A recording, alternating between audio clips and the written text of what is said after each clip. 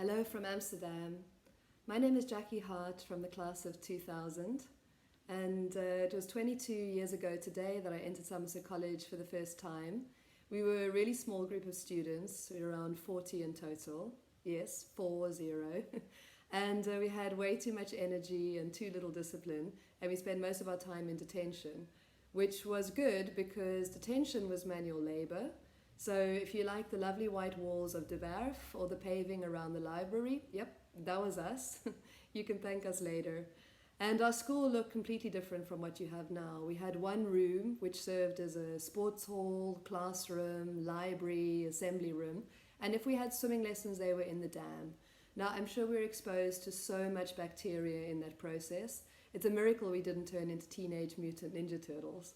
And if you don't know what that is, you can look it up on YouTube, along with other stuff that we had then which doesn't exist now, like beepers, MySpace, the Springbok, or the cave in Stellenbosch. We didn't have Instagram and we didn't have broadband. We had dial-up internet, which meant using all of the debating skills we learned from Mrs. Godwin Frayne to explain to our parents why they couldn't use the telephone, because we were downloading lyrics and chords to Nirvana songs so that Peter Forer could play them on the guitar. We only thought computer science was an interesting class because it seemed easier than learning French. And we had no idea how important email or proficiency in MS Office would be for future careers. We just wanted to take the class because we could email Nicola Brunt's hot older brothers and see if they could get us into parties in Cape Town. It was a real social media free bubble that we lived in.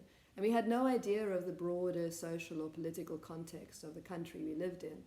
It was only in 1998 when our teachers came to us and said that we would have to relearn the entire history syllabus because most of the South African history that we had learned in primary school was in fact apartheid-era propaganda. And that was the point at which we really realized the importance of critical thinking, to not just accept dogma as fact. And this idea of questioning the status quo and challenging authority, it really resonated with us as a group of rebels. And I know that this constant challenging of authority and pushing boundaries was something which drove our teachers and parents absolutely nuts at the time. But it has been the secret of our success as a year group. 20 years later, we realize how incredibly privileged we were and are, and the responsibility we have to use that privilege for social change. We have an opportunity in attending Somerset College that many, many children would kill to have. And we took it for granted. We took each other for granted as well. We weren't always kind or patient. And we over-identified with the roles that we played and the labels that we get in high school. Whether it's straight-A student, sports star, musical prodigy, or pothead. Those are just roles.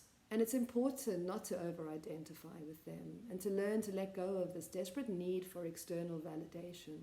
Because outside of school, nobody cares if you were head girl or captain of the debating team or if you did things you shouldn't have done with boys behind the bike sheds. You should really just focus on using this time to absorb knowledge like a sponge. Because what seems useless and banal at the time is actually the stuff that will become the foundation of you becoming a better person, a better parent, winning pub quizzes and talking your way out of trouble with airport security. So enjoy that moment to learn together, to be together.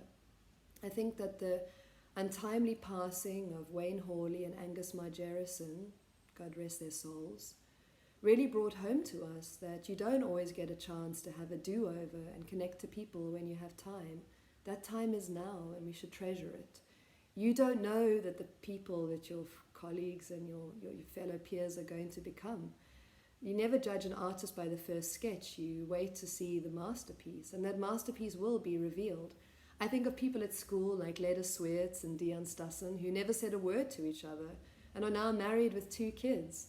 And I look at the handsome, sophisticated older selves of Alistair Kreft or Paul Verhoeven, or Michelle King, who's written a book and is part of the UN Coalition for Global Change.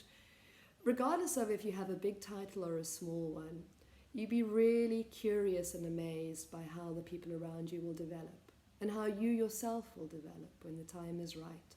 So treasure that and keep in touch. And if you're ever in Amsterdam, look me up. You never know.